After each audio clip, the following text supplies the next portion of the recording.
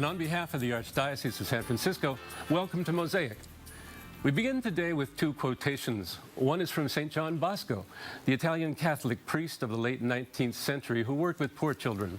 He said this, "Only God knows the good that could come about from reading one good Catholic book." The other quotation is from St. Jerome, the priest and scholar who translated the Bible into Latin back in the 4th century. He said, "When we pray, we speak to God, but when we read, God speaks to us." That pair of wise, saintly sayings makes a good introduction to our topic today, which is Catholic publishing. We have as guests today two people who work in this fascinating world, and they work right here in our city. San Francisco is home to a highly respected publishing house called Ignatius Press. Founded here nearly 40 years ago, it has grown into one of the largest religious publishers in the country, with a vast catalog of books and many other modes of Catholic communication. We'll take a brief break, and please join us afterward to learn more about Catholic reading and Catholic writing with Ignatius Press.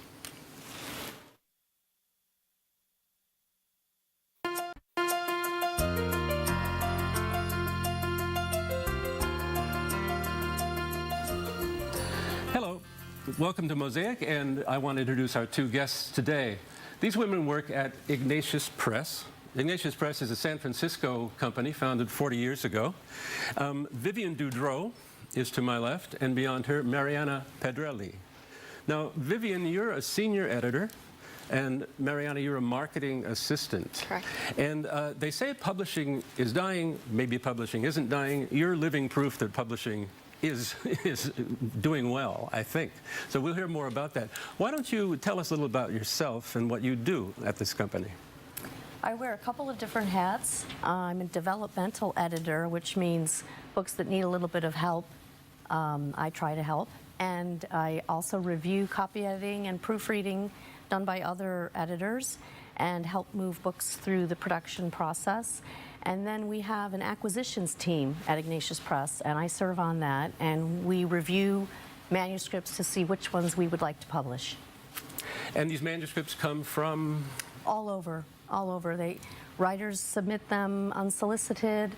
Other publishers send us works done in other languages, in other countries, want to see if we want to do an English edition. And some people send us out of print books and say, why don't you bring this back into print? So there's busy traffic. There's Yes. a large cohort of people interested in what you're doing. Oh, yes. Interesting. And Marianna, then you are marketing assistant. Correct. Yes. And marketing, I imagine, is kind of a challenge in this day with so many products competing for attention. Yes, getting attention for your products is a challenge, as well as dealing with how quickly marketing means change in this day and age with technology. It's constantly something new, another way to market. In the Catholic world, we maybe don't keep up as quickly with everybody else, but so it's a little bit, you can be a little bit slower on the uptake, which is nice, but you know, we are on Facebook, we do Facebook Live videos, everything that we can possibly do to reach our audience. Now, if somebody goes to your capacious website, and it's called ignatiuspress.com, there's an endless catalog of things, not only books, but all kinds of other products. Tell me about some of those products. Well, as you said, it's a wide range of things, everything from very scholarly works done by theologians to popular works, conversion stories. We even publish novels. We have a children's department. We do children's books from toddlers to teens. We have catechisms that we sell mostly to schools. It's a big range of products, yes. And you also have video products, am I right? You have musical CDs, yes. movies. Yes, these, we don't produce these so much as licensed to sell them. We have, though, helped some upcoming movie makers with some seed money to get their projects started. So, yes, we have quite a library now of film products. And your offices are in San Francisco, as they always have been. Yes, the main office is in San Francisco, but we do have private contractors who work for the company all over the country, and our printer and typesetters are also in other states. Mm-hmm. What is the word on print publishing? What's the arc of its progress? Are we heading upward? Are more books being printed and published? Fewer books? What is the There has been a contraction in the publishing industry. Publishing houses have downsized, outsourced, and of course we know bookstores are closing. Then again, Amazon continues to steam ahead selling books by the millions. In fact, they sell a number of our books. And so I think it's a mixed bag right now. On one hand, people are obtaining information by a lot of other means, digital means, the internet, on their phones and so on. But by the same token, there's a nostalgia for books. Used bookstores are popping up. Look, in San Francisco, you see hipsters hanging out in used bookstores, reading real books. So I think the jury is still out on what's going to happen to the printed book. Interesting, yeah, because I think the layperson is well aware that the local Barnes & Noble closed and Borders isn't there anymore. So you're looking online for your books. Yes. And if you ride the BART train to work, 10 or 15 years ago, everybody had his face in a paperback book. Now everybody has his face in the mobile device. Yes. And you wonder what they're doing. How many are reading something worth reading? Who can tell? Then again, printed books weren't always worth reading either. So, That's true. you know. But interestingly enough, though, studies are showing that the eye strain of reading electronic devices, the retention of what one has read off of an electronic device, that books have a certain superiority in these areas, and so it may be, I don't know, people will return to books, even just for the reasons of they're not driving my eyes crazy. And Marianna, you're young, and you, I imagine, are of the digital generation and quite accustomed to it, but do you prefer a book in your hand? I do. I think, like Vivian said, and a number of my friends have mentioned that they switched from Kindle or ebook readers back to physical books because they weren't remembering what they read anymore.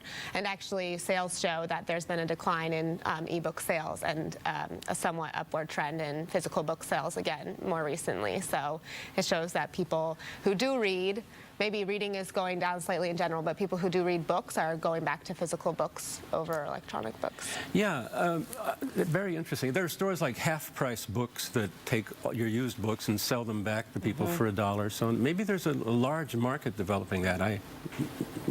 You would know far better than I. That would reassure me if people really liked books again, because I like books and I don't have a Kindle for sure.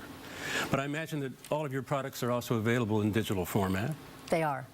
All the new titles, and we're trying to get our backlist in digital format slowly but surely. Okay, good. Well, when we come back, we'll talk about your backlist, which is enormous, and about some of your other products and what it's like to work in this business. So please rejoin us after this brief break for Ignatius Press.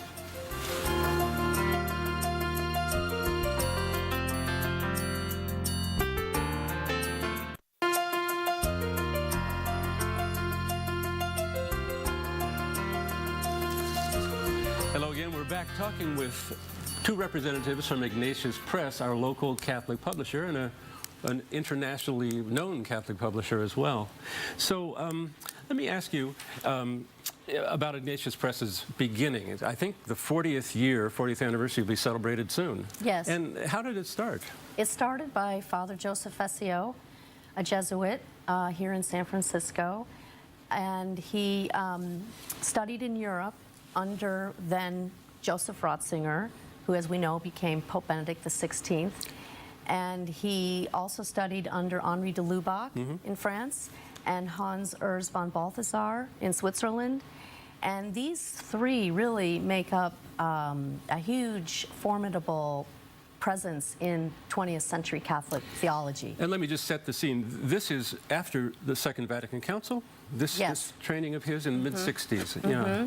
And in fact, these men, Ratzinger and de Lubac in particular, they were big participants in the council. Correct. And so some people who refer to them as reactionaries or something like this, no, these men were really progressive in theology, 20th century theology. In any case, Father Fessio received quite an education with these men and returned to the States and wanted to make their works available in English, because many of them had never been translated before in English, and that was the reason he started Ignatius Press. Okay. And Ignatius, of course, is the saint, the Spanish saint, founder of the Jesuit order. Yes. Okay. Yes. And he began it here in San Francisco. Yes. As a scholarly press. He wanted to publish scholars' books, theological books. Yes, he wanted to get these theological works into the hands of people studying theology here. But not long after it started, he realized that it needed to be broadened, and to try to even sell the works that he was printing, he needed help. And so he hired Tony Ryan as a marketing director, and very quickly Ignatius Press started expanding into other genres, and has just grown tremendously ever since. There's been a great response to what you offer. And you have institutional, I think you told me that most of your clients are individuals buying, but you have institutional clients as well. Yes. Parishes, schools. Particularly for our catechism books. Our UCAT, for example, those are largely, I think, institutional sales. The UCAT is the abridged catechism for young people. I've heard of it, yeah. Yeah, it's been a real hit. Not a young person myself, I haven't seen it. Well, but, young adults are discovering it too. So, okay. Yeah. And this is a product that you will market to young adults? Right, it's hugely popular with the youth. It was released in 2012 at the World Youth Day, or 2010 in Madrid, and since then it's just taken off. They use it in all kinds of youth ministry, but like Vivian said, I mean, it was created for the youth to have a catechism that was more accessible to them, but really it's for anyone at any age, you know, and it refers back to the full catechism, so you can read in brief and then go to the full catechism if you need. I was glancing at your catalog and I saw the notice for the UCAT series, and there was a nice blurb about it by our Archbishop, Salvatore Cordigliani. He said, good piece, you should get it. that's right. And we just released the UCAT Bible, which is an abridged Bible for youth and has notes as well. And Ignatius prints Bibles as well. They have their own versions of study Bibles and annotated works like that. The Bible is still the #1 international best-selling book. Yeah. So that's a perennial favorite. Very good. And so let me ask about the youth market, if that's what you want to call it.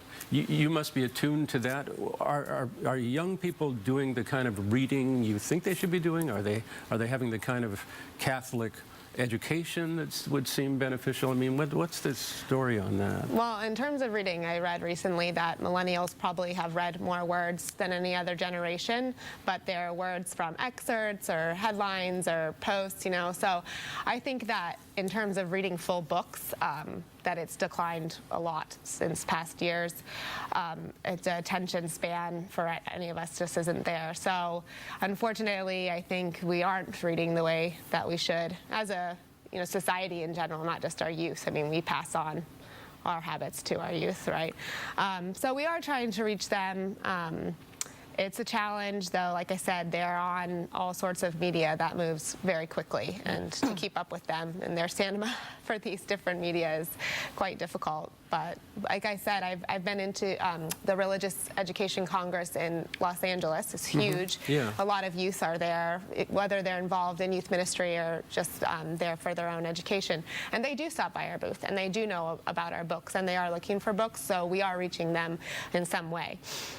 And your job is finding and developing and bringing to market the books that you will want to sell. Do you notice a decline in quality, or how do I put it, a decline in the quality of reading? Are people able to read and read deeply as they have been, or is there a kind of superficiality about the skill, a loss of actual skill in reading?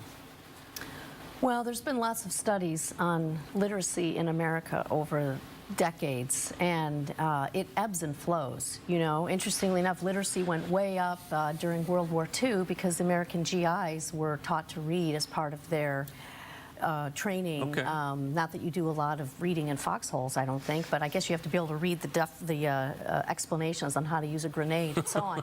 But in any case, I think right now we are sort of at an ebb period for book reading, and but educators are still trying to teach children to read, still trying to encourage parents to read to their children. That's the #1 way to help a child learn to read, is to read out loud to your children.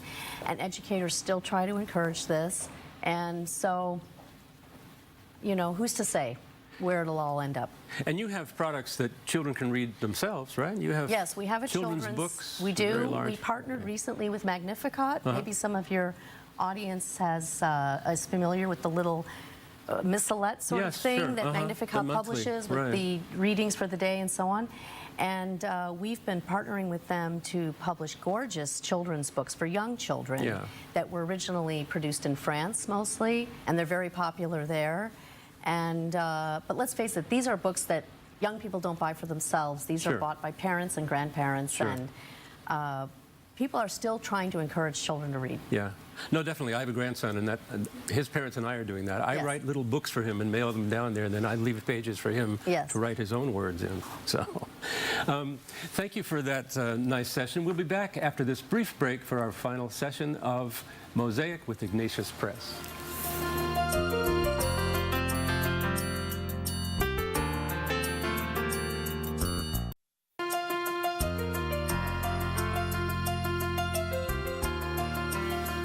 Hello and welcome back to Mosaic. Vivian and Marianna, just kind of paging through the latest issue of your spring reminder catalog, not even your whole catalog, it would be this thick, but very interesting books of every kind. I wanted to ask you to mention 2 or 3 writers or offerings from Ignatius Press that might be your favorites, and you as well, Marianna. In the upcoming catalog or just in general? All-time favorites, I'd say. I'm very happy that we've introduced Sally Reed. Night's Bright Darkness is her memoir, her conversion story, and she's a published poet. She's from England, and it's a beautifully written memoir of her conversion story, basically, but because she's a poet, she writes beautifully.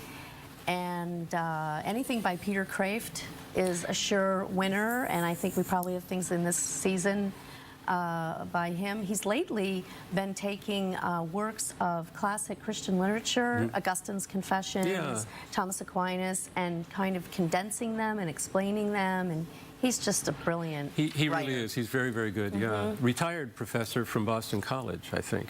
I don't even think he's retired. Okay. Yeah, but he is 80. I think he's 80. He's just prolific. Yeah, definitely. Faith keeps you young. And you mentioned Joseph Ratzinger. Well, of course, he's the reason for the season. I mean, he's the guy that Father wanted to publish initially, and anything by him is going to be deeply moving and good for anyone's faith. You have many of his works. Also, Hans Urs von Balthasar. Yes, now Difficult to he's say. not really a popular author. He's pretty dense, which is not trying to discourage anybody from trying to read him because he is, well, he's a musician, he's cultured, he's educated. I think Henri de Lubac might have said he was the most cultured man in Europe of the 20th century. So anything by him, of course, is beautiful, but challenging. And current writers, you have Michael D. O'Brien. I guess he's the best-known Catholic novelist in the country. Well, we have a huge fan base for Michael O'Brien. He's probably the best-known Catholic novelist because we've published him, and he's gotten all this traction. He's a painter. He writes very visually and vividly, and he tries to write about religious experience, which I think is hard to find in fiction, you know, someone trying to describe what a religious experience is like. So he's very popular. He's been translated into, I think, more than 30 languages, or he's definitely one of our favorite authors. Okay, some unique Ignatius offerings. And Marianna, what about you? A couple of favorite Ignatius books? Well, I also really enjoyed Sally Reed's conversion story, as well as Jennifer Fulwiler's. Both converted from atheism, but have very different ways of telling their stories and very different stories. Jennifer Fulwiler's book is Something Other Than God. I also have been reading last year's kind of sneak bestseller, which was Cardinal Sarah's book, God or Nothing. It's basically an interview book with him about his life and also his insights on spirituality. And who is Cardinal Sarah? He's African cardinal and head of a Vatican department, I think? Divine worship. Okay. So he has, I mean, he's one of the first books that I've actually written in the front cover, again, notes on, oh, this section on prayer, these pages on poverty, these pages, because he just has amazing insights. And his new book is available this season, The Power of Silence Against the Dictatorship of Noise, which I think is a really relevant title for our day and age, where we just don't create space in our lives for silence. Yeah, there's noise, there's distraction, there's advertising endlessly. We're always looking at something, scrolling through something, trying to keep our mind busy but numb at the same time. So I think his book is really appropriate, and again has been a huge bestseller for us this year. In fact, it was sold out before it even, our first print run was sold out before it even made it to our distribution channels. Amazon bought up almost our entire print run. That's fascinating. So we had to reprint it immediately. You said a surprise bestseller. So he's a black cardinal from Africa, writing sort of had a critique of the modern era in a certain way. It's surprising that that would be a bestseller. I wonder who's buying that book. Well, as Marianna said, I think people do crave silence, and they know they need it. They don't know how to find it because we're just bombarded with stimulation all around us. And I think people do feel they need to get grounded. I mean, even look at the popularity of Zen meditation and things like this. I think there's a real spiritual hunger. And I noticed that you have, I mean, you have many, many unique offerings, but in your catalog you have 3 or 4 pages of books and other materials devoted to the current Marian year, the centenary, pardon me, of the Fatima apparitions and other things. And I understand that Ignatius Press staff just went on a pilgrimage to Fatima and Lourdes. Is that? Yes. And you're just back last week. Yes. That's amazing. Yes, it was really great to, I'd worked on some books on these subjects before, and it was great to go to the actual places where these events occurred, and I think most of us had some stirring spiritual experiences along the way. And as we know, Pope Francis had just been in Fatima to canonize 2 of the visionaries, the 2 children, and there were 2 million people there just before we got there. I guess they knew we were coming. And you had 3 busloads of Ignatius Press people. Mm-hmm. That's very interesting. So I really want to thank you for being with us today. We didn't get to know much about you personally on air, but I know you're a wife and mother. You're a wife and soon to be a mother. You're educated women, working women, and Catholic women, a convert to Catholicism, a cradle Catholic, right? And so let me close up by quoting again our saints from the past. As St. John Bosco, who worked with the inner city youth, said, "Who knows how much good can come from reading one good Catholic book?" I want to thank you for putting out hundreds, if not thousands, of good Catholic books. Thank you. And thank you for joining us on Mosaic. We'll see you next time.